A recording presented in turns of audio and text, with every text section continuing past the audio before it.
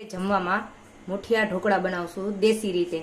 Okay, હવે એમાં આપણે તૈયારીમાં એવું છે કે 3 પ્રકારના લોટ લીધા છે, ચણાનો, જાડો અને ઘઉંનો.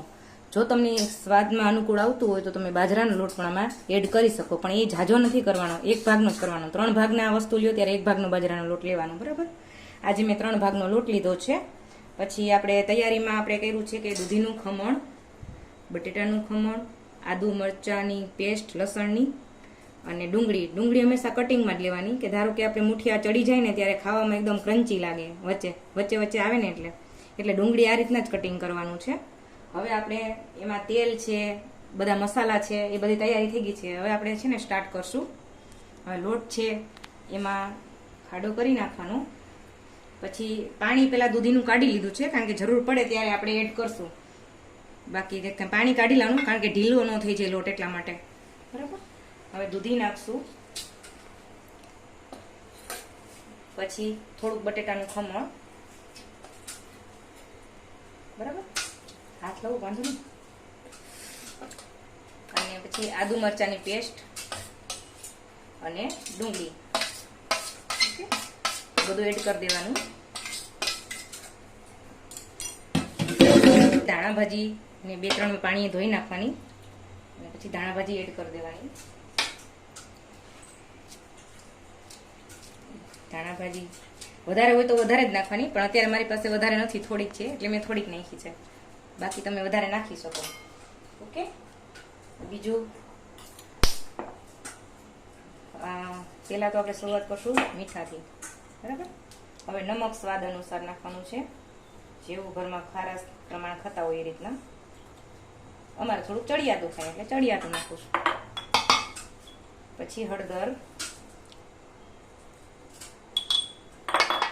પછી આમાં આદુ મરચાંની પેસ્ટમાં આપણે મરચું નાખ્યું છે એટલે એ પ્રમાણે લાલ મરચું નાખશું, બહુ જાજુ નહીં નાખીએ. ઓકે. અને ધાણા જીરું તો તમે સરસ રીતે નાખી શકો છો, એનો સ્વાદ પણ સરસ આવશે. અને હવે છે એમાં તેલ મોણ નાખશું, કારણ કે થોડું ઘણું નાખવું પડે, નકર કડક થઈ જાય. એટલે 1 પાવડું, 2 પાવડા અને 1.5 પાવડા જેટલું નાખશું તેલ. પછી એમાં જે સોડા નાખીએ છીએ એ ઝાઝા નહીં નાખવાના, ખાલી કેવા પૂરતા જ નાખવાના, થોડાક અમથા, કે જેથી શું અંદર સોફ્ટ થાય, બહુ કડક ન થાય. થોડાક ચપટી એક જ. ઓકે, ચપટી એક. પછી એના ઉપર લીંબુ નાખી દઈશું. ઓકે, લીંબુ થોડુંક વધારે નાખી દેજો, અંદર એ ટેસ્ટ આવી જાય.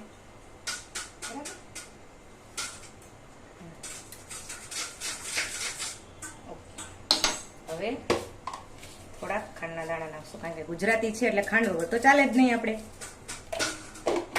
ઓકે. આ બધાને મિશ્રણને આપણે હાથ વડે મિશ્રણ કરવાનું છે. હારે હારે જો આપણું દૂધ પણ થાય છે, બરાબર.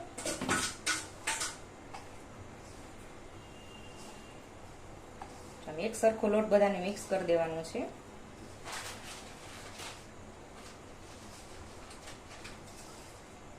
ના, તેલ અત્યારે એટલા માટે નાખીએ છીએ કે આપણા હાથમાં ચોટે નહીં મુઠિયા વાળીએ ત્યારે. બાકી તેલ તો આમાં અંદર નખાઈ ગયું હોય, અને ઢોકળામાં લગભગ ઉપર તેલ હોતું નથી. ગામડામાં નથી નાખતા, અહીંયા અત્યારે બધી બાઈઓ નાખે છે. શું છે? હા, રેડી. આ આપણો લોટ કમ્પ્લીટ થઈ ગયો છે. ઢોકળી નીચે લઈ લે. આ લોટ આપણો તૈયાર થઈ ગયો છે. પછી આપણે ઢોકળા માટેનું ઢોકળી લીધું છે, એમાં જો આટલું પાણી લેવાનું. ઢોકળા આપણે બફાઈ જાય, પાણી થોડું વધારે નાખવાનું, ઢોકળી બળી જાય. તેલથી ગ્રીસ કરી લીધું છે. ગ્રીસ કરીને આવી રીતે ડીશ રાખી દેવાની. પછી આપણે જે મુઠિયા હોય એ દેશી રીતે બનાવવાના છે, એટલે આપણે ઓલા લાંબા લાંબા નથી કરવાના, આવી રીતના મુઠિયા કરવાના છે. આમ જો આવી રીતના મુઠિયા વાળવાના. નામ એટલે જ મુઠિયા પડ્યું છે, કારણ કે આમ મુઠ્ઠી વાળીને જ બનાવવાના હોય છે. પહેલાના ટાઈમમાં તો છે ને બાજરાના લોટના સ્પેશિયલ બનાવતા, પણ અત્યારના છોકરાઓ કોઈ બાજરાનો લોટ ખાતા નથી, એટલા માટે બધા લોટ મિક્સ કરીને કરીએ છીએ. ઓકે, બસ આવી રીતના આપણે બધા હમણાં ફેલાવી દઈશું. આખો સીન આવે ત્યારે અહીં કાપી નાખાય, પછી ખબર હોય બંધ થઈ ગયું. જો આવી રીતના એકથી ઉપર આમ જગ્યા રહીએ, એર રહીએ, એ રીતના બધાને ગોઠવી દેવાના છે, બરાબર. હવે આપણે એને ગેસ ઉપર મૂકી દઈએ. 1 2 5. ઓકે, હવે આપણે અહીંયા મૂકશું ઢોકળીઓ. કરી દઈશું શ્રી ગણેશ બોલ. જે વજનવાળી વસ્તુ હોય એ ઢોકળિયા પર રાખી દેવાની, જેના હિસાબે એર છે એ બહાર ન જાય અને ઢોકળા ઝડપથી થઈ જાય.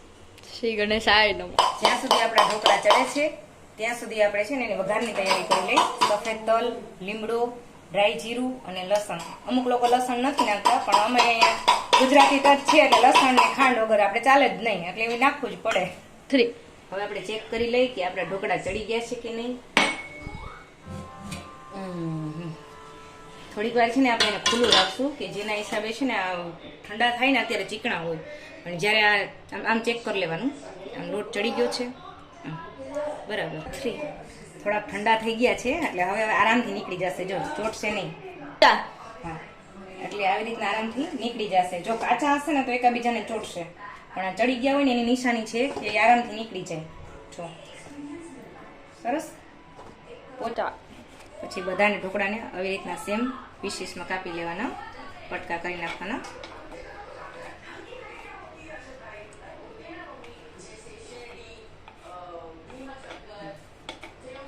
હોય ને એની નિશાની ક્યાં પોચા હોય, સોફ્ટ હોય, ખાવામાં એકદમ મજા આવશે. આ બધા ઢોકળાને કટ થઈ ગયા છે બરાબર. હવે આપણે એનો વઘારની તૈયારી કરીશું. ઢોકળિયામાં પાણી કાઢી લીધું છે અને એને ઢોકળિયામાં વઘાર કરશું. વઘારમાં તેલ વધારે જોશે, કારણ કે તેલ વધારે હશે ને તો સરસ ચડી જશે.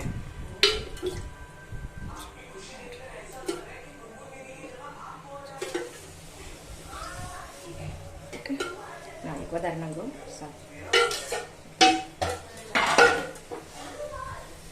એવું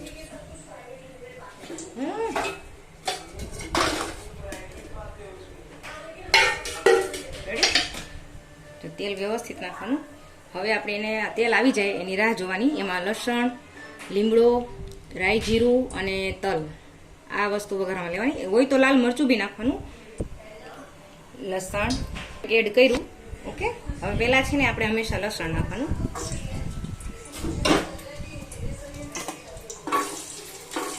લસણ થોડુંક ચડવામાં છે ને વાર લાગે એટલે એને પેલા નાખી દેવું પડે. આવી જાય પછી જ બીજી વસ્તુ નાખવાની છે આપણે.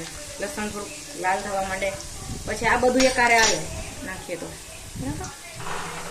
લસણ હવે આપણે લાલ થોડું થોડું થઈ ગયું છે લસણ.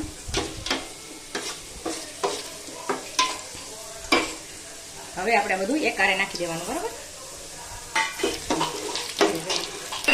વઘારમાં છે ને થોડી કમથી અડધી નાખી દેવાય એટલે એના હિસાબે કલર સરસ પકડે. ઓકે, પછી આ બધા ઢોકળા છે વઘાર પકવા દે અંદર. હજી વઘાર કાચો છે.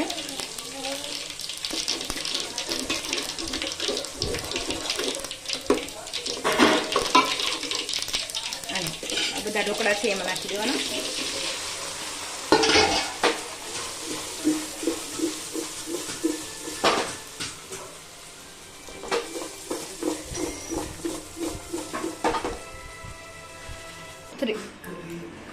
આ છે આપણું આજનું ડિનર.